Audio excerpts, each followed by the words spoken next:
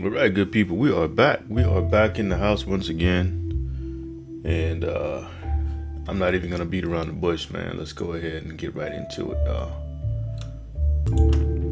It's been 10 days, y'all. December 6th was the last time I got busy. We're going to get right into it. Back at home, Mrs. Wallace, Back at home, Mrs. Wallace, Sonia, and Lily were all in the garage getting things prepared for Suge's big night. So far, 5 people had shown up, people from the neighborhood who'd heard about the get-together and decided that free food was a lot better than having to cook themselves. Colorful balloons, ribbons were strung up in various, colorful balloons and ribbons were strung up in various locations of the garage and along the front of the home. Adding to the decor were words. I'm gonna have to put a comma there.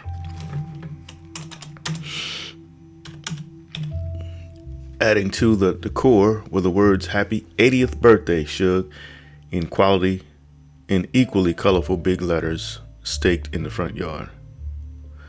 At a modest volume, old school R&B was heard playing from the flashing Bluetooth speakers.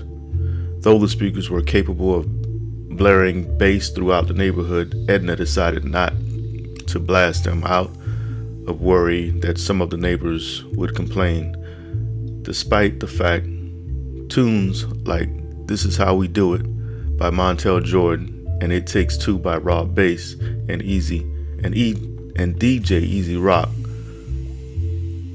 were effortlessly priming the scene.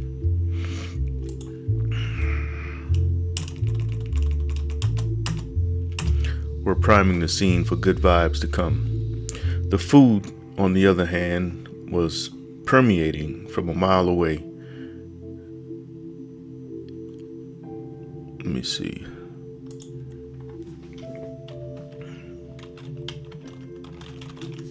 The aroma of the food, on the other hand, was permeating from a mile away. There was no way to turn down the smell, but if there were, Edna would have eagerly turned up the volume and perhaps used an industrial-sized fan to blow the smell in the direction of all those who thought they were too good to be a part of the afternoon festivities. It was Suge's birthday, and for those who knew the man and had any good sense, knew that being there that night would have been the perfect way to pay homage to the legend.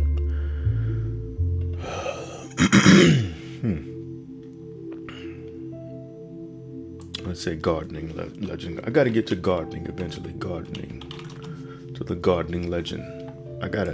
This story is about gardening, microorganisms, soil, compost. That's what it's about. That's the direction I'm going in. And so far, I'm 31 pages in, and I hadn't really said anything about it. So what I'm going to do is I'm going to start this story off from the beginning, y'all. The party had been the Wallace's way of paying tribute. It was the least they could do. And when I say gardening, I don't mean that in a boring way. I mean gardening. Bajillion, the title that I'm going to stay on is about the bajillion microorganisms that you would find in a healthy tablespoon of soil. I just took a sample of my vermicompost yesterday. And what I may do one of these days, or what I will do one of these days, is I'll show you some of the microorganisms that I find in my samples. And what it is like a little city of little microorganisms. And when I think about it, I'm like, man, this is a whole. And what I do is I'll take this little pipetter, and I'll take a sample and put it on a microscope slide, one of these slides. If you can see the slides. And then I'll put a cover slip over that and slide it under the microscope. And what I see, oftentimes, if it's a good sample, is, first of all, bacteria is like that one little sample. You'll see thousands of little bouncing bacteria, and they're so small you can't really see them, but you see these little things bouncing like little animated snowflakes bouncing all around. And then you'll see some big things like protozoa, or most of the times you'll see a nematode. I had 2 nematodes that I saw yesterday on the slide, and protozoa, rotifers, ciliates, all these little things that are bouncing around, and that's where the title comes from, Bajillion.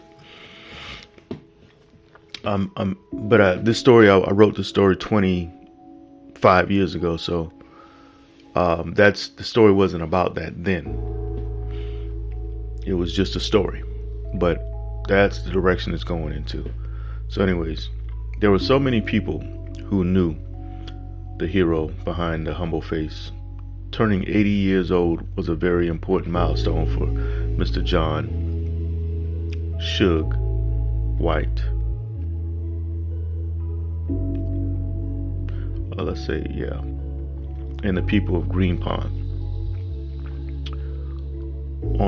On fold-out tables that stood against the garage wall were silver safers with burners underneath. Schaefer's? Where did I get that word from? Where did I get Schaefer's from? Let me look that up.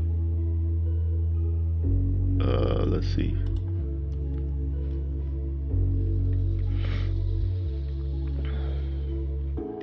Another thing is, y'all, I'm really gonna have to buy another computer and software, because I'm being cheap, and this software is, the computer is probably 10 years old now. Let me see we're going into 2026. This computer is definitely it's about 8 or 9 years old. Shop food shapers.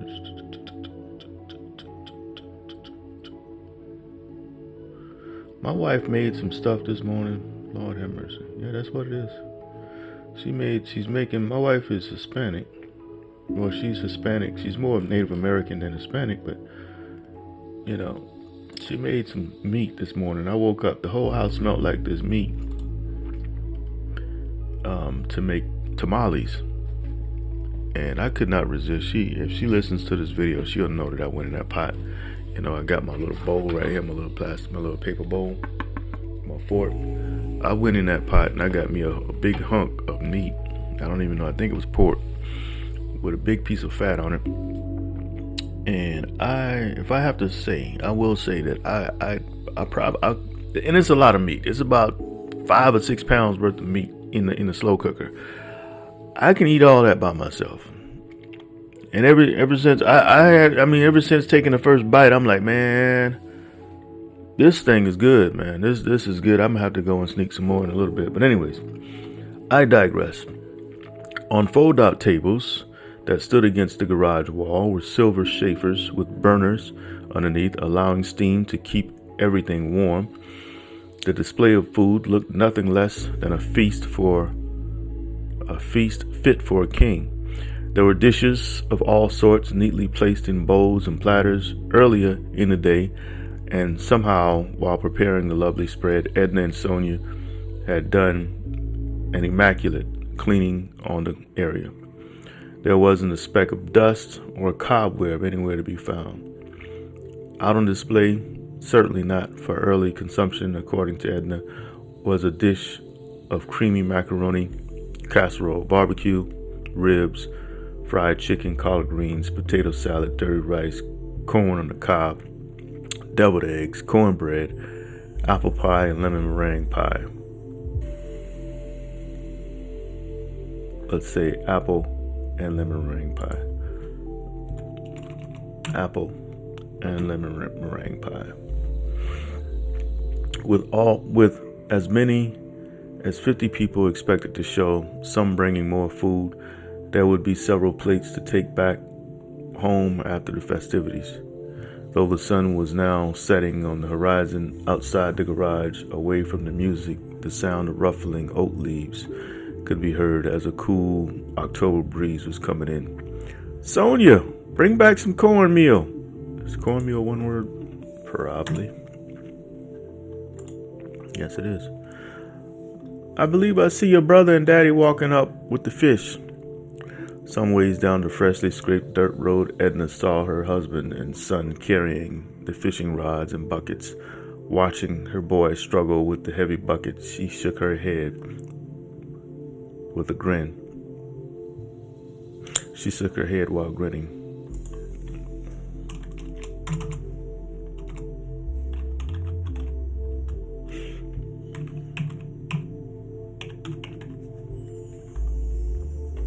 Is that grinning? Yeah, that's grinning. Grinning.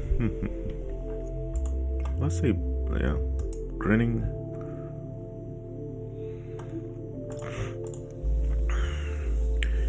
"You want to rest again?" asked Henry, knowing good and well the boy wouldn't dare stop to take a breath this close to home.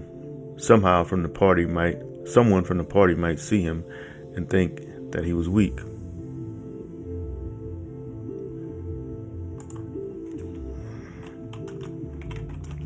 Jacobs.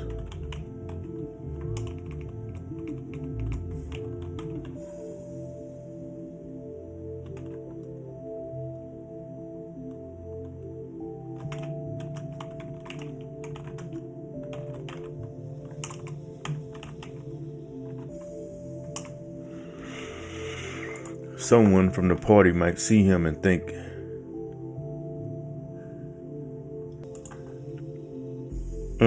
I just had to sneeze about 4 or 5 times, yeah. Okay. Someone from the party might see him and think that he was weak. Alright, I don't need to put that. Alright, I just deleted that last part. Go ahead, stop, a voice came from within. "Nobody's looking." Man, y'all, I keep pausing the video because I'm sneezing. Okay. "Go ahead, stop," a voice came from within. "Nobody's looking. Just put it down for a few seconds and stop." "Son, did you hear me? You can stop whenever you feel like it." With those words, his right arm began feeling like it was being pulled from his socket. The boy started questioning his own strength. Surely he could do this. They'd stopped 3 times already. The time to rest was then, not now. He heard his father, but feared opening his mouth to lie. Truth be told, he was in pain, extreme pain, but the wrong words could stop him in his tracks. Y'all, excuse me. As he continued on, ignoring the pain, the way an injured athlete would when the championship game was on the line, it seemed the closer they got, the heavier the bucket grew. Finally, he managed to swing the container in front of him to his left hand, but not without splashing pond water all over his shoes. "Just put it down, man. You don't have nothing to prove. Besides, nobody's looking." Oh, excuse me, said the voice. "Jake," his father called. "Huh?" the boy answered. "Did you hear a word I said?" "Oh, I'm fine. I can make it," Jacob replied with agitation.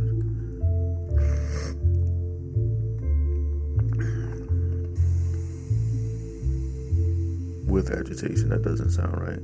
Jacob replied.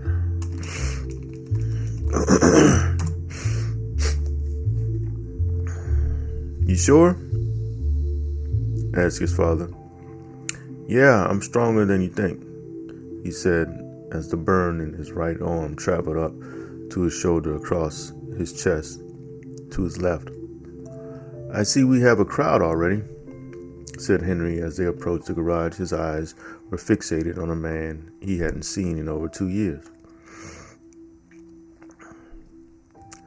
Yeah, said Jacob, he too glaring at the familiar face. Hey, is that?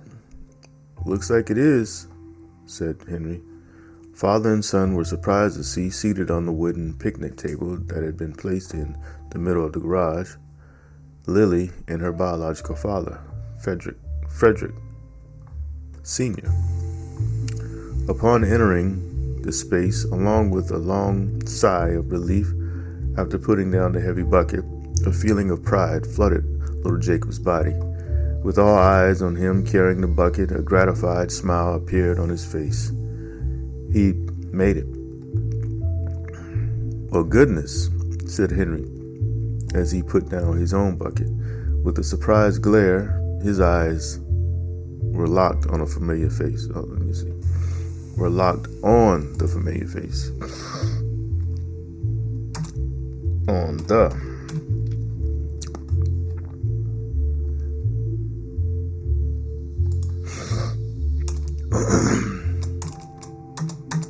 Frederick White.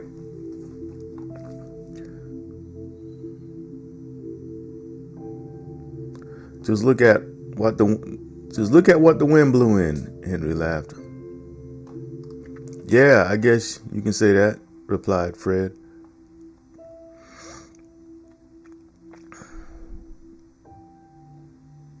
Now standing while straddling the bench. Let's see, Freddie or Fred? Oh boy, I gotta explain myself, man. I gotta say this because I think the few people watching my videos so far, I'm a writer. You can see my books behind me. These books right here. Let me see with my hand. Those 4 books, 5 books or whatever, all written and published by myself. But I have what we call a day job in the writing community. When you have a day job and when you have other responsibilities, you cannot commit yourself 100% to writing. Can't do it. It's impossible. If you were to commit yourself 100% to writing, you would probably get fired. And you would not have any means of making money. But if I had to guess how many writers are in my situation, I'm definitely the majority of writers, novelists out there, who can't seem to get over that hump. But, I truly believe in the spoken word is very powerful. And with that being said, my day is coming. My day is definitely coming where I can dedicate 100%. Well, I'm also a gardener. This book is about, gardening and growing things, being a grower. So I think going forward, I know going forward, it's going to be a partnership between writing and growing things going forward. Once I get over that hump and people realize that I'm serious, I may be in my 50s. I'm close to it now. I just had a birthday, November 29th. God willing, 2 years from now, I'll be in my 50s.